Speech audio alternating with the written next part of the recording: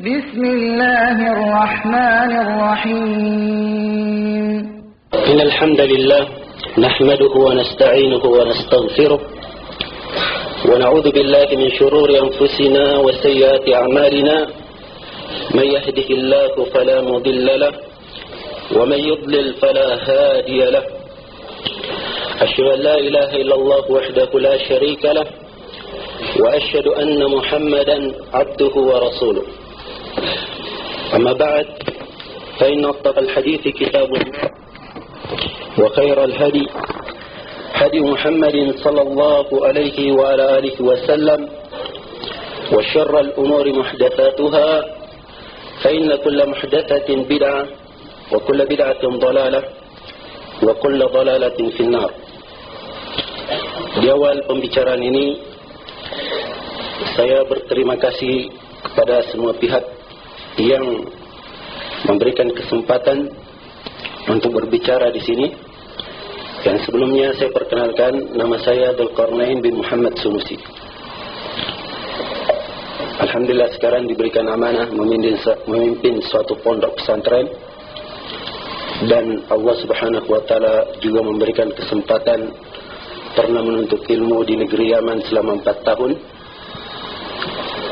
di tangan seorang ahli hadis, kedua di abad ini, dan diakui oleh para ulama di zaman ini. Alhamdulillah. Bapak pada saudara-saudara sekalian, sungguhnya perlu diketahui bahwa perkara-perkara yang menyangkut kaum muslimin dan menyangkut tentang keresahan orang-orang secara umum itu adalah perkara yang harus dikembalikan kepada ahli ilmu. Allah Subhanahu wa taala berfirman, "Wa idza ja'ahum amrun min al-amn aw al-khawf ada'u bih walau radduhu ila Allah wa ila ar-rasul walau radduhu ila ar-rasul wa ila ulil amri minhum la'alimahu alladhina yastanbitunahu minhum." Apabila datang kepada mereka suatu perkara yang sifatnya ada bentuk ketakutan atau keamanan, mereka langsung menyebarkan. Tapi andai kata mereka kembalikan kepada Ar-Rasul dan Ulil Amr, yaitu penguasa dan orang-orang yang berilmu, bukan semuanya di antara mereka yang bisa mengambil istinbat, maka akan diketahuilah, ya, maka akan diberikan jalan yang terbaik dalam hal tersebut. Maka di sini yang perlu saya tekankan, bahwa seluruh dari kita menjaga satu prinsip pokok, dan ini adalah prinsip dari prinsip agama kita. Dan semenjak dari awal pembicaraan saya mendengarkan saudara-saudara dari pihak LDII mengangkat golongan dan partainya dengan nama LDII, kelompoknya LDII, dan seterusnya. Dan ini tercela di dalam agama. Dan ini adalah sesuatu yang akan memecah belah umat. Allah Subhanahu wa taala berfirman, "Wa'tasimu bihablillahi jami'an." Berpegang teguh kalian semua dengan tali Allah. Dan Allah Subhanahu wa taala melarang berpecah dan berkelompok-kelompok. Dan itu sifat kaum musyrikin. "Wala takunu minal musyrikina minal ladzina farraqu dinahum wa kanu syi'a kullu hizbin bima ladaihim farihun."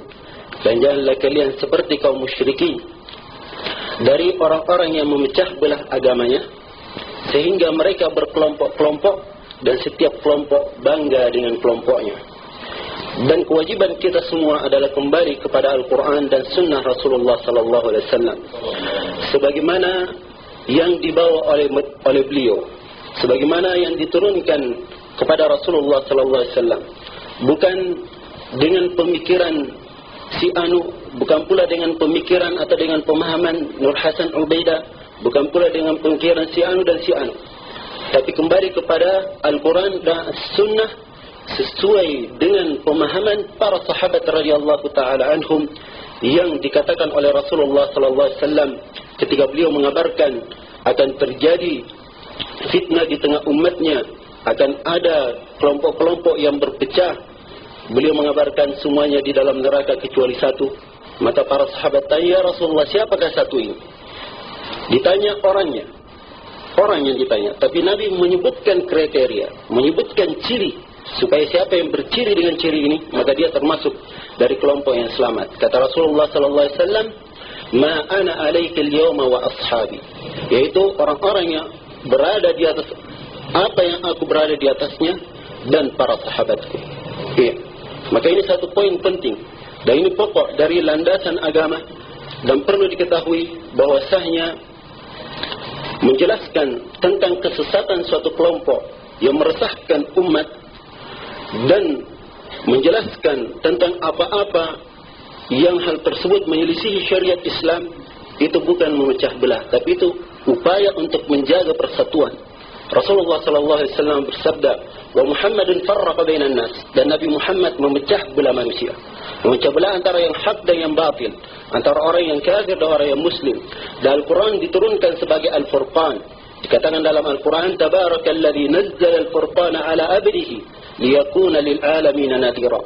Segala puji hanya untuk Allah yang menurunkan Al-Quran sebagai Al-Furqan, sebagai pembeda, supaya menjadi peringatan bagi seluruh alam semesta.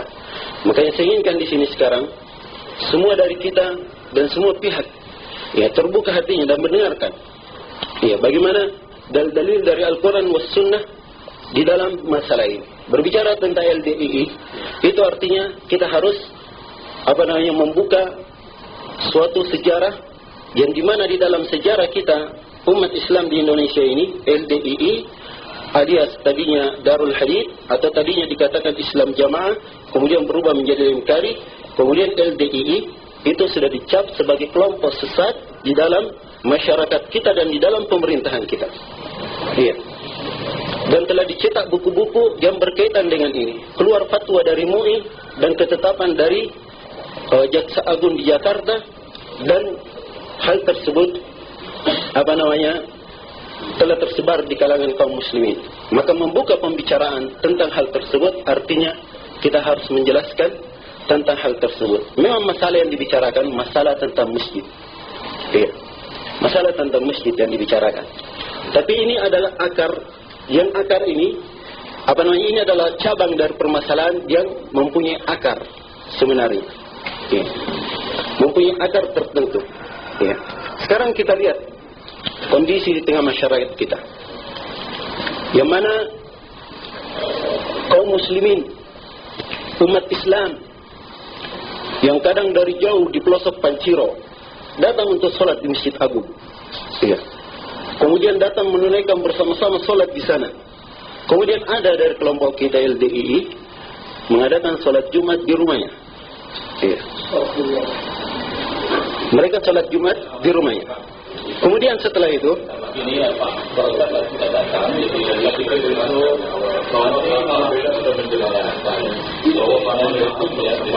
saya akan terangkan dengan dalil dari Al-Quran dan Sunnah Rasulullah SAW. Untuk apa keluar dari majelis? Ya. Untuk apa keluar? Dan saya mendapatkan data-data itu dari orang-orang yang mungkin sudah lebih lama dari bapak-bapak yang hadir di sini. Data-data ini terbukukan dari orang-orang yang merupakan tokoh-tokoh dulunya di sana.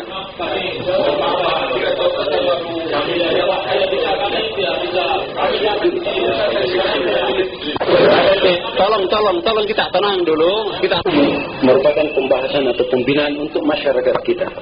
Ya. Masyarakat kita di Panciro alhamdulillah dalam keadaan baik. Cuman dapat keresahan seperti ini. Nah, ini yang kita ingin selesaikan, ingin diobati. Ya. Dengan model-model ada orang yang bikin sholat Jumat sendiri di rumahnya. Dengan alasan, kalau disampaikan kepada kita alasannya khutbah kami dah sama. Kami bahasa Arab, Anda bahasa Indonesia. Kalau tadi ada yang bicara lagi di sini dari mereka, dia katakan kami juga sholat di masjid kaum muslimin. Itu saya tidak percaya. Sebab mereka punya keyakinan taqiyah. Artinya boleh menyampaikan sesuatu dusta, hatinya tidak begitu. Untuk mengelabui orang-orang yang ada di depannya. Itu keyakinan mereka, dan ini ditetapkan oleh orang-orang yang ikut bersama mereka dan orang-orang keduanya bahkan dalam jemaah mereka. Dan mereka ini sebenarnya masalah masjid itu cuma cabang permasalahan, buah dari kesesatan. Kenapa mereka bikin seperti itu? Dan kenapa mereka menganggap kita ini najis? Kita kalau masuk di masjid mereka akan dilap, dianggap kita najis. Ya. Itu butuh tahu apa sebenarnya. Dan mereka tidak sampaikan ini kalau masyarakat masih baru kayak Panciro dia mau masuk. Ya mereka merendah dulu. Sebab mau masuk ke sini. Tapi lihat kenyataan-kenyataan di berbagai daerah. Di Jawa berapa masjid mereka dibakar. Kami punya lokasi di sana dekat Sambun Jawa. Itu sudah kenangan yang cukup populer di ujung pandang ini. Bagaimana dibongkar oleh masyarakat. Tiap kali masyarakat masuk, gelap tempatnya, masuk berkunjung ke rumahnya, setelah itu disapu-sapu tangannya, dianggap najis kita. Kenapa dianggap najis? Sebab ini kembali kepada asal pemikiran. Asal pemikiran mereka di dalam masalah imamah. Mereka singgung tadi masalah imamah. Cuma belum mereka terangkan. Masalah imamah dan masalah bai'at, kemudian masalah mengkafirkan kaum muslimin. Ya. Ini 3 pokok kesesatan mereka. Yang dibangun di atasnya kesesatan-kesesatan yang lain. Bagaimana itu masalah imamah? Masalah imamah mereka meyakini bahwa kepemimpinan itu di tangan mereka. Jadi pimpinan mereka, Amirul Mukmininnya, pimpinan negaranya mereka, itu dulunya Nur Hasan Ubaidah. Sekarang berlanjut dan bertahap sampai Abdul Dhafir kalau saya nggak salah namanya, yang sekarang. Nah, maka di sini ini asal dari pemikirannya. Jadi mereka sebenarnya bikin negara di dalam negara. Ya. Cuma karena mereka belum punya kekuatan, akhirnya mereka seperti itu masih ikut di Partai Golkar, ya, supaya mendapatkan dukungan dari sisi pemerintahan dan tetap dianggap legal di tengah pemerintahan kita. Walaupun sebelumnya pemerintahan telah mengeluarkan keputusan tetap bahwa Islam Jamaah adalah jemaah yang sesat dan terlarang. Dirubah lagi namanya menjadi Lemkari. Setelah itu terlarang lagi, dirubah lagi namanya menjadi LDII, lebih legal lagi. Iya, demikian. Jadi masalahnya asalnya kepada situ. Maka kalau sudah dipasang sebagai imam dia, sebagai pimpinan negara, pimpinan negaranya wajib dibaiat. Iya. Dan orang-orang yang tidak ikut dengan pimpinannya dianggap kafir oleh mereka. Kita semua dianggap kafir. Iya. Cuman itu mereka tidak mau ungkapkan saja jelas-jelas. Atau kalau orang yang ikut tadi ini mengatakan tidak tahu seperti itu, dia orang-orang baru, belum tahu tentang Islam Jamaah, atau masih tertipu dengan Islam Jamaah. Ya. Hakikatnya mereka begitu, dianggap kafir seluruh kaum muslimin, bahkan ada ayah-ayahnya tidak diajak salaman oleh mereka. Kita dianggap najis. Kalau kafir sudah najis, mereka baca ayat innamal musyrikuna najas, sungguhnya kaum musyrikun najis. Itu pun salah dari sisi pemahaman. Ya, najis di situ najis manawi, bukan najis secara tubuh, tapi najis kesyirikannya adalah najis. Ya, sudah salah dari sisi fikih dan di sisi banyak lagi salahnya. Ya, ini pokok-pokok yang sebenarnya saya harus uraikan dengan dalil-dalil dari Al-Quran dan Sunnah salahnya hal ini.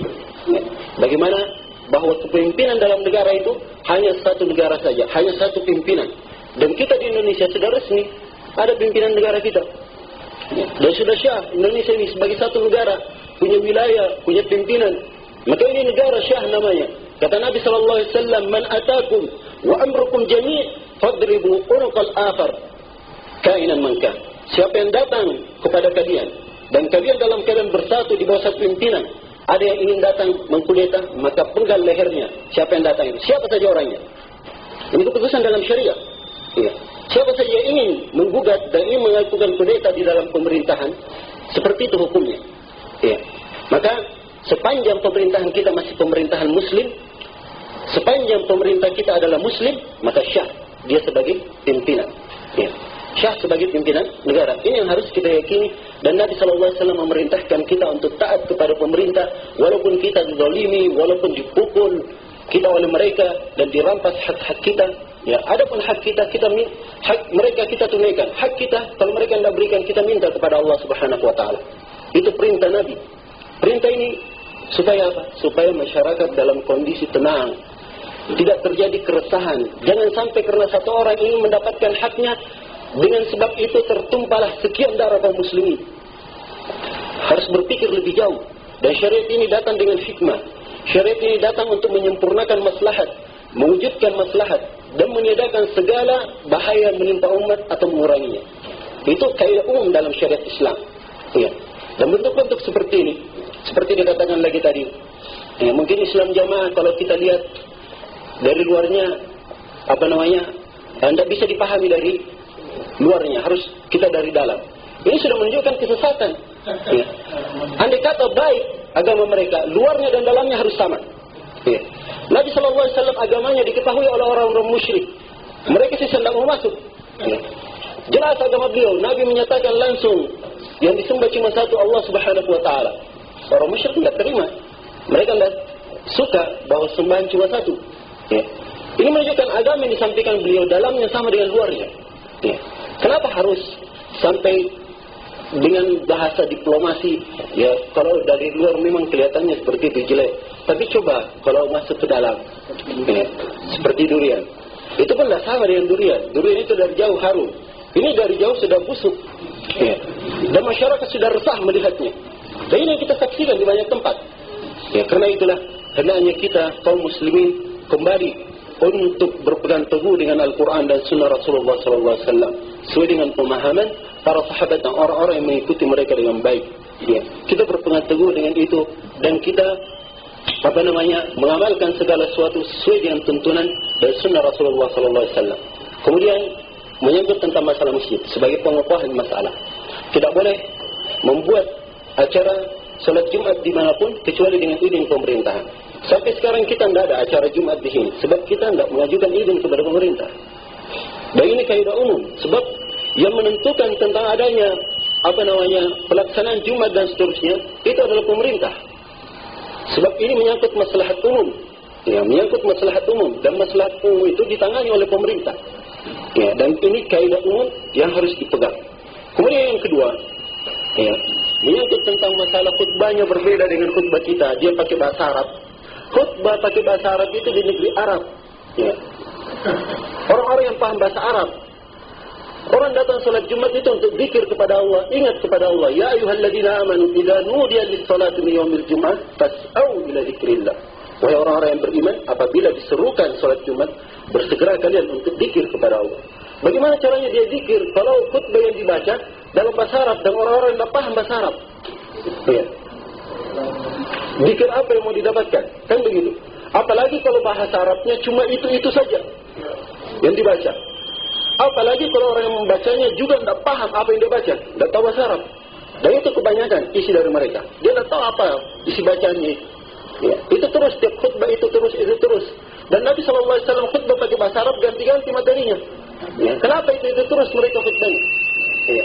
Kemudian sisi yang lain dari ayat kita bahwa boleh berkhutbah dengan bahasa di tempat tersebut. Allah Subhanahu Wa Taala berfirman, "Wa ma arsalna mir rasulin illa bilisani qaumihi liyubayyana lahum." Dan tidaklah kami mengutus seorang rasul pun kecuali dengan lisan kaumnya. Dengan lisan kaumnya supaya menjelaskan kepada mereka. Ya. Jadi dengan lisan kaumnya supaya dijelaskan. Ya. Adapun lisan Arab itu dengan bahasa Arab. Kalau orang Indonesia mampu bahasa Arab, semua rata-rata mesti paham, kita khutbah pakai bahasa Arab. Ya. Demikian. Tapi berhubung karena kebanyakan masyarakat kita tidak paham bahasa Arab, maka untuk menyempurnakan makna berzikir dan mereka setiap pekan, ya, di kehidupan dunianya kadang ada yang bermaksiat dan seterusnya, butuh diingatkan, butuh dikembalikan ke jalan Allah, maka butuh disampaikan dengan bahasa yang mereka pahami. Ya, bahasa yang mereka pahami. Dan ini fatwa dari ulama-ulama besar yang menghabiskan umurnya puluhan tahun di dalam masalah ini. Syekh Abdul Aziz bin Baz, fatwa bolehnya khutbah dengan bahasa selain bahasa Arab. Syekh Ibn Utsaimin, ya, keduanya sudah meninggal rahimahullah. Dan banyak lagi dari para ulama yang menunjukkan tentang hal tersebut. Ya. Maka hal-hal yang seperti ini hanya hendak memasukkan keresahan di tengah masyarakat kita. Dan kita berusaha menjaga bagaimana masyarakat kita tetap baik, ya, dan tetap dalam keadaan sejahtera, dan dalam ibadah mereka tetap di atas tuntunan yang benar. Kemudian satu lagi, kewajiban kita bersama untuk menjaga hal ini. Dan menjaga jangan sampai kita dimasuki oleh orang-orang yang bisa mencelakakan masyarakat kita. Sebab siapa yang melindungi orang-orang yang seperti ini dapat ancaman yang sangat keras dalam hadis. Kata Nabi SAW dalam hadis Ali bin Abi Thalib, riwayat Bukhari dan Muslim. Riwayat Bukhari dan Muslim, kitab mereka juga mengaku mangkul Bukhari dan Muslim. Ya. Walaupun sanadnya tidak mau kita tidak tahu sanadnya dia dapat dari mana. Dan sanadnya itu bagaimana bentuknya. Semua sanad itu pelajaran sanad ada kaidah-kaidahnya. Kaidah-kaidah ini saya yakin mereka tidak paham. Ya. Saya akan mereka tidak paham kaidah-kaidah dalam sisi sanad itu. Kalau kita berbicara uraikan panjang lebar tentang sanad, masalah ijazah, masalah munawalah, masalah wijadah, masalah ini, mereka mau paham dari mana? Tidak pernah mempelajari hal tersebut. Ya. Dan mereka hanya mengambil ilmu dari orang-orangnya sendiri. Ya. Mereka mau paham dari mana hal tersebut? Kalau tidak mengambil dari ulama besar, ulama-ulama yang ditokohkan, yang menghabiskan umurnya puluhan tahun dalam mempelajari ilmu agama. Harusnya kita mengambil dari ulama-ulama dan tidak terbatas memang kepada satu alim. Sebab ilmu itu tidak dikumpulkan oleh seorang pun. Walaupun dia menuntut ilmu 1000 tahun, tidak bisa dikumpulkan semua ilmu agama.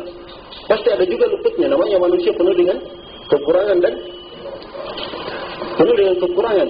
Ya. Maka karena itulah di dalam hadis riwayat Bukhari dan Muslim dari hadis Ali bin Abi Thalib, ya, beliau berkata, Rasulullah SAW menulis di dalam satu lembar diberikan kepada Ali bin Abi Thalib. Di antara lembaran yang ditulis ini, Rasulullah SAW bersabda, Al-Madinatu haramun min baina a'idin ila kada. Sungguhnya Madinah itu negeri haram. Dari sini sampai sini diberi batasan. Di mana batasan Madinah itu? Tidak boleh dimasuki oleh orang kafir. Kemudian setelah itu beliau berkata, Faman awa muhditha. Ya. Kata beliau, siapa yang melindungi orang yang membuat perkara baru dalam agama, orang yang bikin perkara baru dalam agama.